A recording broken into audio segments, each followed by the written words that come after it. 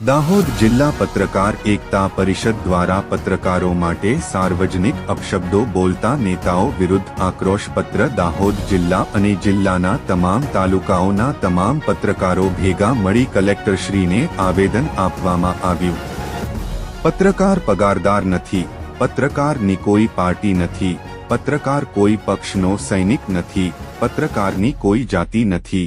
પ્રજાની સમસ્યાને સરકાર અને તંત્ર સમક્ષ રજૂ કરવા મથામણ કરતો જીવાત્મા એટલે પત્રકાર।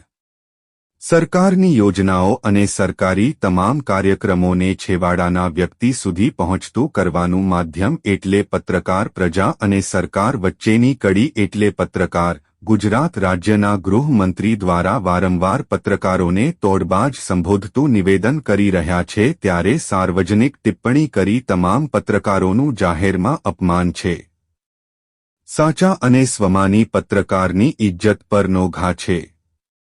કોઈની ઇજ્જત ઉહાડવાનો અધિકાર કાનૂની રીતે કોઈ પણ મંત્રીને નથી। ગૃહમંત્રી હોય કે મંત્રી પત્રકારોની સાર્વજનિક રીતે અપમાનિત કરવાનો પ્રયાસ સહન શક્તિની કસોટી બરાબર છે તે હવે સાંખી લેવાય નહીં। ત્યારે પત્રકારો સમાજને જાગૃત કરવાનું કામ કરી સત્યને બહાર લાવે છે।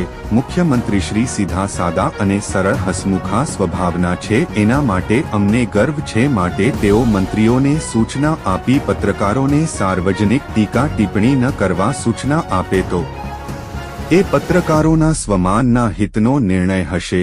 કલેક્ટરના માધ્યમથી મુખ્યમંત્રી સુધી પત્રકારોનો આક્રોશ આવેદન સ્વરૂપે પહોંચે અને આવા પત્રકાર વિશે નિવેદન આપતા નેતાઓને અંકુશમાં રાખે અને સૂચના આપે તે હેતુથી કલેક્ટરશ્રીને આવેદનપત્ર આપવામાં આવ્યું છે।